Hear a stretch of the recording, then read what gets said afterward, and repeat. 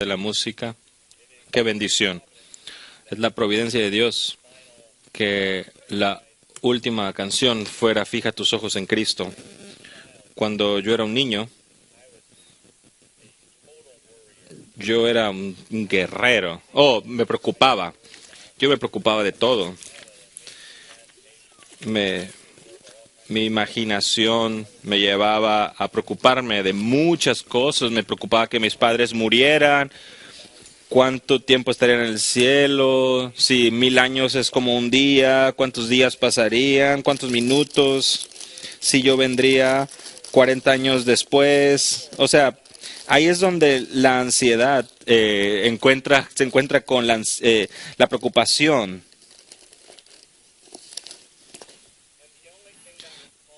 Y la única cosa que podía tranquilizarme era mi madre cantando este himno.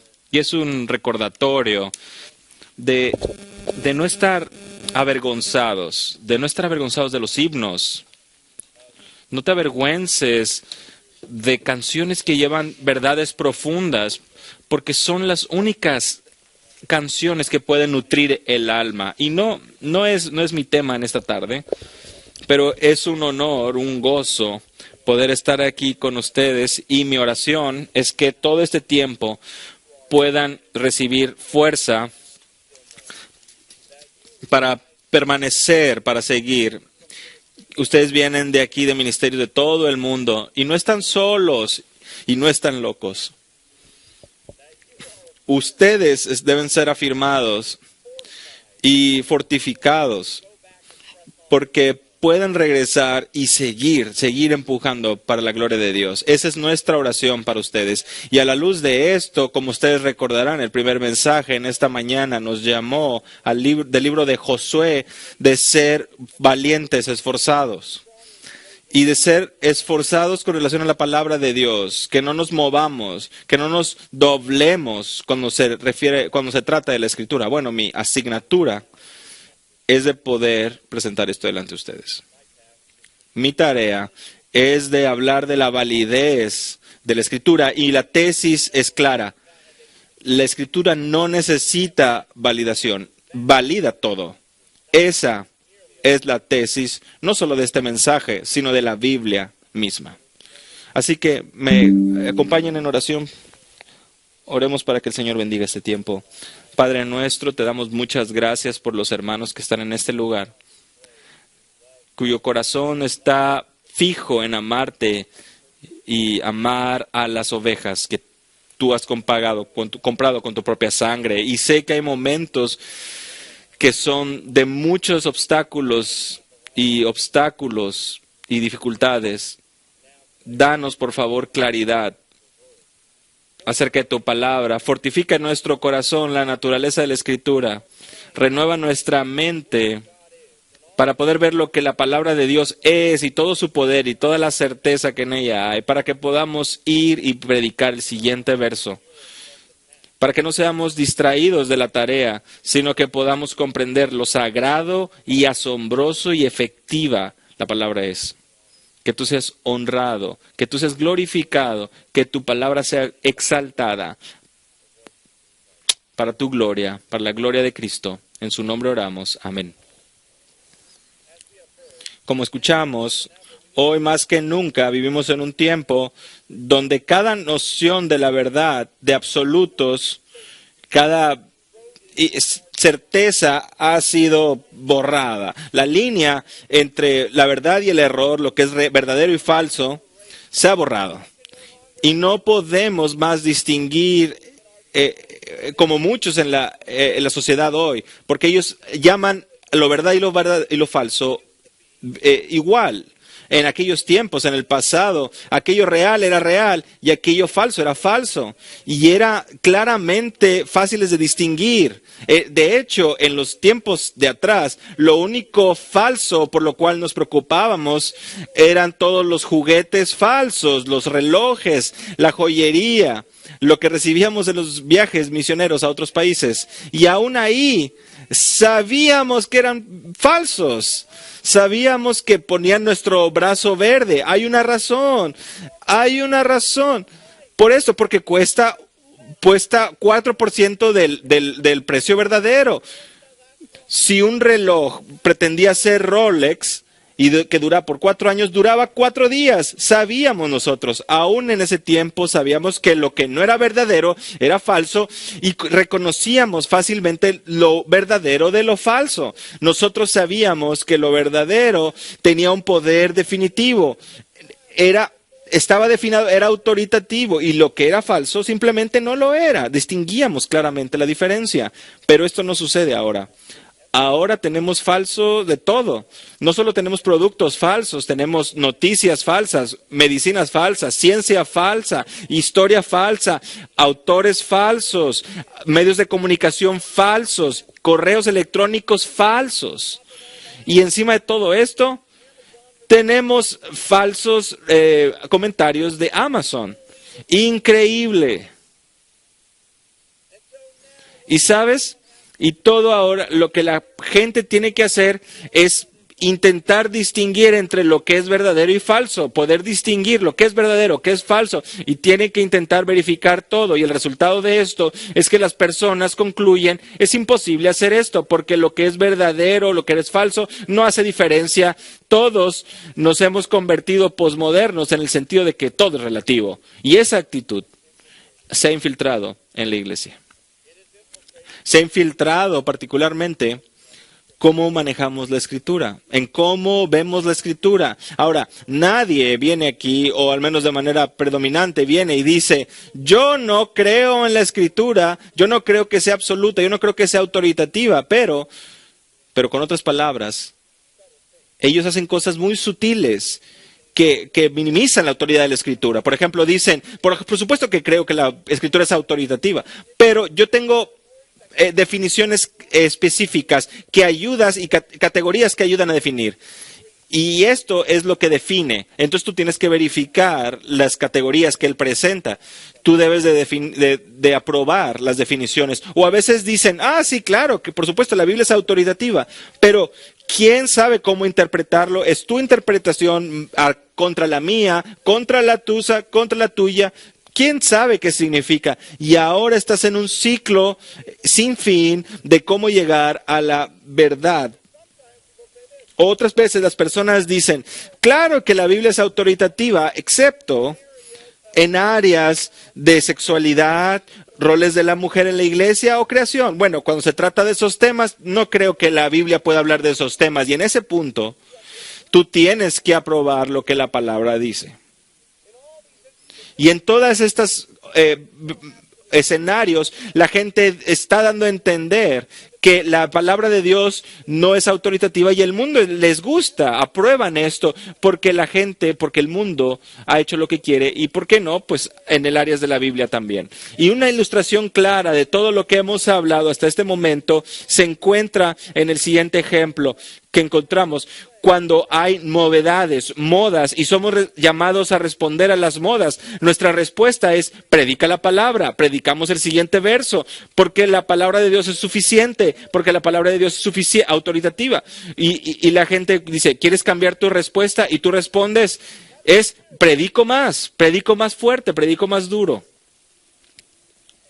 Y entonces, en respuesta a esto, la gente se oponen de manera firme y dicen, no puedes hacer eso, no puedes ser efectivo si haces eso, no puedes hacer eso nada más, tienes que hacer otras cosas. Si tú quieres alcanzar a otras personas, tienes que agregar a eso, porque no va a funcionar por sí solo, no funciona, no es suficiente. Si quieres ser relevante, tienes que decir otra cosa más. Y en ese momento preciso, seamos muy claros, en ese momento lo que la gente está diciendo es que hay algo fuera de la Biblia que valida la Biblia, es que dice que está bien, que verifica la autoridad de la Biblia. Y en ese momento lo que estamos diciendo es que la Biblia está recayendo su autoridad en otra cosa más poderosa, porque hay otra cosa más poderosa, porque la Biblia depende de eso para su veracidad. Y en ese momento no estamos más en sola escritura, sino que estamos diciendo que la escritura pasa a un segundo término. Y en ese momento,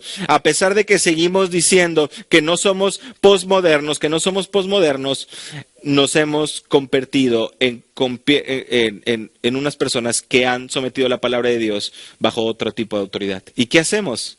Tenemos que restablecer y rehacer la naturaleza de la Escritura, volverla a estudiar.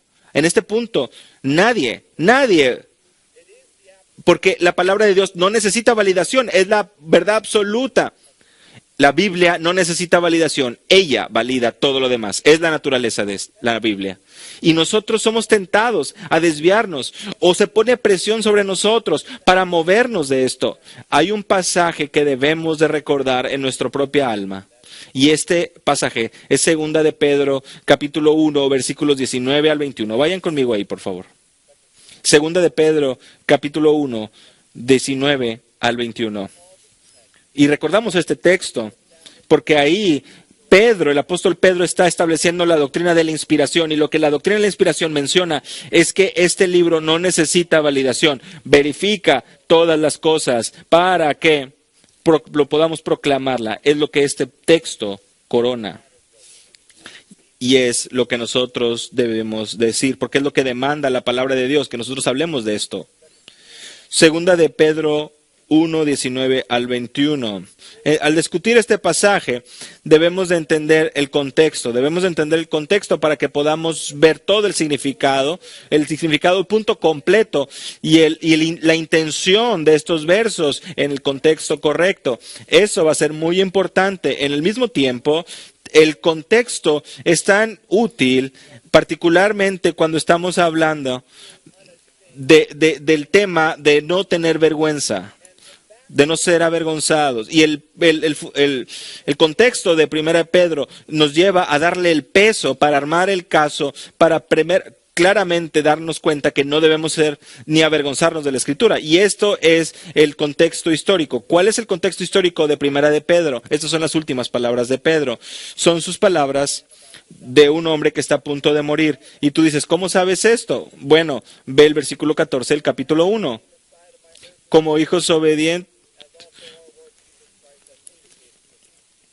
sabiendo que mi separación del cuerpo, 2 de Pedro 1:14, mi separación del cuerpo terrenal es inminente, tal como lo me ha declarado el Señor Jesucristo. ¿Qué es lo que una persona que está cerca de morir habla? ¿Qué es lo que una persona que tiene la oportunidad de elegir sus palabras finales, de qué habla una persona? ¿Qué es lo que hay en su corazón? ¿Qué es lo que es más importante para él? ¿Qué es lo que es esencial para él? Esa es la pregunta. Y para Pedro, en parte, lo que él habla frecuentemente es la Escritura. Capítulo 1 es de la Escritura. Capítulo 2 de los falsos maestros. Y capítulo 3, él advierte de los falsos maestros que tuercen la Escritura. Todos los capítulos, no hay muchos capítulos que tienes, Pedro, 1, 2 y 3. ¿De qué vas a hablar? De todos los temas que puedes hablar, de todas las disciplinas que puedes hablar. ¿De qué vas a hablar? ¿De qué? De la Escritura. De la Escritura. Y él no es el único, piensa en esto, el apóstol Pablo con el libro de 2 de Timoteo. Cada capítulo habla también de la Escritura. Retén la palabra de verdad, capítulo 1, capítulo 2. Traza correctamente la palabra de edad. Capítulo 3, toda la Escritura es inspirada por Dios. Capítulo 4, predica la palabra. Cada capítulo. Pablo, no tienes mucho espacio. Tienes 4 capítulos, Pablo. ¿De qué vas a hablar?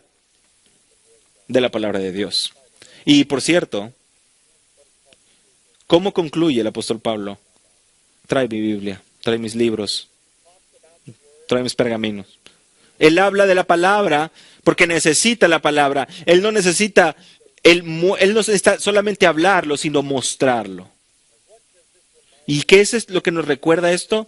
¿De qué nos recuerda esto? Nos recuerda que lo que está en el corazón de un hombre que está a punto de morir, que está pronto a morir, a llegar a su morada celestial, lo que le importa más a una persona en ese momento de su vida es la palabra de Dios. Ellos saben que es el momento crítico, lo que es crucial. Y ahí es donde está la batalla. Ahí es donde está la batalla. La Biblia habla de esto. Hay falsos maestros y estos falsos maestros van a aparecer y ellos están abriendo su corazón y diciéndoles, por favor, vean la palabra de Dios. Esto es lo que significa la palabra de Dios para que puedan estar preparados contra los los asaltos de los falsos maestros. Seamos claros, la batalla por la Biblia no sucedió solo una vez, sino que sucede en cada generación. Y hombres que están muriendo, como los apóstoles, ruegan a la iglesia que se mantengan firmes. Y a la misma línea, nosotros no podemos retroceder. No podemos retroceder cuando se trata de la Escritura. Nosotros sabemos que va a ser una batalla, que va a haber una batalla. Los apóstoles, con su aliento pronto a morir, comunicaba con todo su esfuerzo esta verdad. Nosotros sabemos que sus momentos finales estaban cerca y ellos advierten, anticipan esto, y nosotros no podemos avergonzarnos de la palabra, no podemos doblarnos, nosotros no podemos avergonzarnos. Esto es lo que importa para un hombre que está a punto de morir. Debe importarnos de la misma manera a nosotros. Nunca se olviden.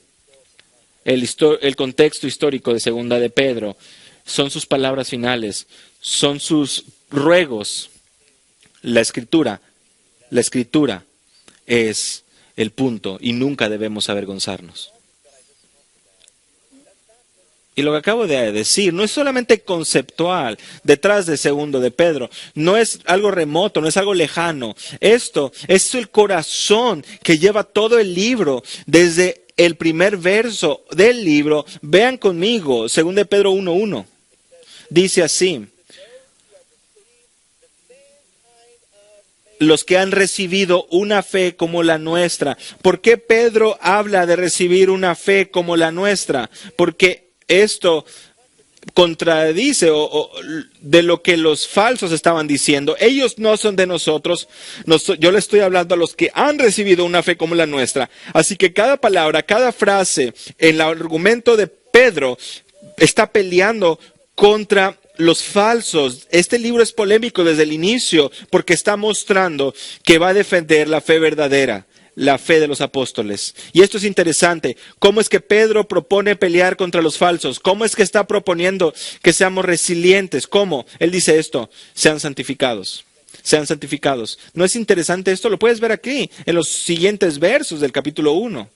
Vean, habla de santificación, y hay una razón por la que esto nos ayuda a ser resilientes contra los falsos. Es porque en el verso 8 nos da confianza en nuestra salvación, y al darnos confianza en nuestra salvación no vamos a ser movidos por los falsos. Y contradice lo que los falsos enseñaban. Note en el versículo 9 del 2 de Pedro 1, porque el que carece de estas virtudes es ciego o corto de vista, habiendo olvidado la purificación de sus pecados pasados. Eso es un falso maestro. Pero si tú eres santificado, no eres como ellos. Así que puedes ver por contraste lo que es verdadero y lo que es falso. Y encima de todo esto, estamos consumidos por la palabra de Dios. Vea, la base de toda nuestra santificación, lo que nos lleva es añadirle a tu conocimiento, es lo que se le agrega a las virtudes. Así que cuando eres santificado, tienes el conocimiento de Dios para poder, el discernimiento para distinguir entre lo falso y lo verdadero, para no ser engañado, y estás confiado en tu salvación y no eres movido, no te lleva a otro. Si quieres ser resiliente contra los falsos, si quieres que nuestra gente pueda estar protegida contra los falsos, predica la santificación. Y aquí está la implicación, o las implicaciones. Como una gran parte de la iglesia es capturada, atraída por los falsos, lo que nosotros tenemos es una crisis de santificación. Es lo que tenemos. Tenemos una crisis de santificación en la iglesia. La gente puede tener moralismo en su iglesia, puede comportarse bien, pero lo que no tiene la iglesia, lo que no tienen los hermanos, son verdades cristocéntricas, llegadas por el Espíritu, semejantes a Cristo, que agradan y alaban y exaltan a Cristo, que glorifican a Dios. Una santificación que cumple con todo esto. Y eso es lo que necesitamos darle a nuestra gente cada día. Es lo que necesitan. Y la razón por la que Pedro habla acerca de esto y lo deja en claro con tanta urgencia es porque la palabra de Dios es segura. Vean la introducción en el versículo 16. Vean la pasión por la santificación. porque está basado en la palabra de Dios y la palabra de Dios es segura y es lo que lleva toda la certeza de todo lo que está hablando. Santificación es llevada por las verdades de la Escritura. La Escritura nos lleva a poder pelear por la santificación. Y en 2 de Pedro capítulo 1 nos damos cuenta que el capítulo 1 nos lleva al capítulo 2, donde Pedro va a confrontar y contender contra los falsos. Así que su discusión sobre la Escritura se está creciendo y está proveyendo una fundación, un fundamento para que la Escritura nos deje en claro que por eso, por la palabra y por su verdad, peleamos contra los falsos. Y es muy importante porque debemos entender que absolutamente 2 de Pedro, capítulo 1, es un texto sistemático de la inspiración. Amén y amén. Pero cada palabra en su contexto, cada frase en el propósito de Pedro, está diseñado para pelear contra los falsos maestros y necesitamos decir y mostrar que estamos seguros. Y en este mensaje lo haremos. Y al mismo tiempo aquí hay una observación. Mira, a veces la gente dice lo siguiente: oh, yo creería en la inspiración, en la autoridad. Oh, sí, yo sería uno que afirma la inerrancia, pero el problema es que cuando yo afirmo eso, la gente me dice que mis creencias son inconsistentes con lo que hablo. Ellos destruyen o ellos disparan contra la inerrancia, contra la bibliología, y a mí no me gusta eso. No deberíamos usar bibliología de esta manera. Aquí está la pregunta: ¿cómo es que Pedro está usando bibliología en su contexto? ¿Cómo es que lo está usando en su contexto? ¿Qué es lo que está mostrando? Está dándonos una definición de la Escritura que pelea en contra de los falsos. Este es su punto, este es su propósito en contexto. Tú puedes ponerlo de esta manera: bibliología en parte viene recibiendo ataques, y yo afirmo que debemos hablar la verdad en amor. Amén, amén. Y debemos tener esa convicción, porque esa es una sumisión a la autoridad de la palabra de Dios. Pero eso no significa que vamos a comprometer el corazón de la bibliología. Eso no significa que debemos ser pasivos con respecto a la bibliología. Bibliología traza líneas. La bibliología traza líneas en la arena, y nosotros debemos de basarnos en eso para proteger a nuestro rebaño. Esto es lo que la bibliología lo hace en parte, y nosotros no podemos olvidarnos. Y cuando todo esto sucede por la realidad de que la Escritura está por encima de todo, es el estándar, y verifica todo lo que no necesita verificación, verifica todo. Y hay 3 maneras en que Pedro demuestra esto a nosotros en su definición. Hay 3 maneras en que demuestra y traza la supremacía de la Escritura y la infalibilidad. Y esta es la primera: la Escritura es más segura que la experiencia. La Escritura es más segura que la experiencia. Versículo 19. Mira, está el inicio del versículo: y así tenemos la palabra profética más segura. Y hay muchas preguntas con respecto a esto, porque hay muchas traducciones que definen esto diferente. Están diciendo, esto se está convirtiendo en aso más segura, o sea, como si algo estuviera haciendo que la palabra fuera más segura, o es más segura, y por eso es. Y bueno, la gramática griega nos está presentando que la palabra es más segura que lo que está en contexto, porque si estuviéramos hablando de algo que fuera causado a ser más segura, usáramos un verbo en griego que no está usado aquí, sino de una manera adjetival. Y entonces aquí tenemos una construcción, como ustedes estudiaron en el seminario: el hombre es bueno, la persona es mala, siempre es. Así que aquí también es. La palabra de Dios es más segura. La pregunta es, ¿cuál es el contexto? Porque es más segura que el contexto, pero ¿cuál es el contexto? Bueno, es más segura que la experiencia de Pedro. Y de manera específica la experiencia de la transfiguración. Vean el versículo 16 al final. Él nos recuerda que él fue un testigo ocular. Es una experiencia personal.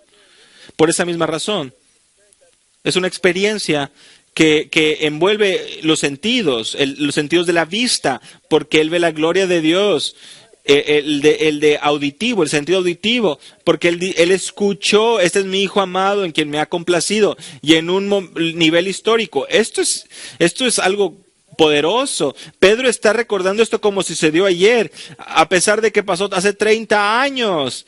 Vean, está grabado en su mente. Con cada fibra de su ser, él sabía y él dijo, esto pasó, todo esto pasó. Cada sentido, todo lo que sé, todo lo que hay en mi mente, les puede afirmar que esto sucedió. Pero mira lo que él dice, pero la palabra de Dios es más segura que todo esto. Eso es lo que debemos entender. La palabra de Dios es más segura que lo que tú crees que sabes. Piensa en todas las cosas que tú crees que sabes, en todas las cosas que recuerdas, en todas las cosas que has experimentado. Bueno, imagina que tú digas, yo sé que eso pasó. Bueno, la Escritura es más segura más que eso. Eso es lo que es la Escritura, hermano. Es una categoría de un absoluto total que no se encuentra en ni nuestro conocimiento ni en nuestra experiencia como humanos.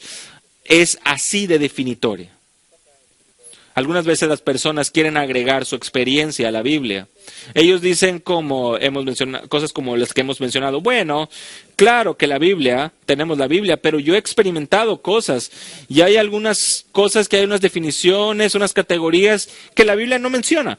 Bueno, ellos dicen, no puedes usar la Biblia para ayudar a personas en ciertas necesidades, porque mi experiencia ayudaría más que lo que la Biblia dice. Cuando tengas mi experiencia y la uses, puedes usarla junto con la Biblia. Eso no es lo que la Biblia dice. Pedro no está diciendo esto. Pedro no está diciendo que tu experiencia le ayuda a la Escritura. Pedro no le está diciendo que tu experiencia afecta a la Escritura. Pedro no está diciendo que tu experiencia ayuda a que la Escritura sea más efectiva. ¿Qué es lo que dice Pedro? Tenemos la palabra profética más segura. No necesitas ayudarle. La palabra de Dios es suficiente. La palabra de Dios es la que define las cosas. Tus definiciones y la mía no cuentan. Y lo obvio de esto, y la claridad de esto, está encontrado en la palabra, en la manera en que Pedro describe la Escritura. Ve cómo la define. Tenemos la palabra profética más segura. ¿Por qué Pedro habla de esto? ¿Por qué habla de esto? De la palabra profética. Bueno, es que puede ser que esté hablando del Antiguo Testamento. Puede ser que también está todas estas menciones con respecto de las situaciones que han sucedido. Pero sobre todo la palabra profética nos recuerda que la palabra de Dios tiene profecías y profecías que predicen cosas que ya sucedieron o que predijeron cosas que sucedieron. Aquello que trajo y que predijo lo que iba a suceder. Profecías que mencionaron lo que iba a suceder. Profecías que establecieron y trazaron lo que iba a suceder. De hecho, si te fijas en el contexto, vas a darte cuenta que eso es lo que está sucediendo. La razón por la que Dios Padre ha dicho, este es mi Hijo amado en quien tengo complacencia, es porque pasajes como Salmos 2 nos dice que esto es lo que diría acerca de su Hijo. La Escritura causa a esos eventos que sucedan. Así que si tú piensas que la experiencia del hombre trae mayor seguridad a la Escritura o fortaleza o autoridad, lo tienes al revés. Pedro nos está dejando algo muy claro. La Escritura es la razón de la experiencia. La Escritura es la razón por la que tu experiencia sucede. Es todo. Y por eso es que la Escritura es más segura que cualquier otra cosa.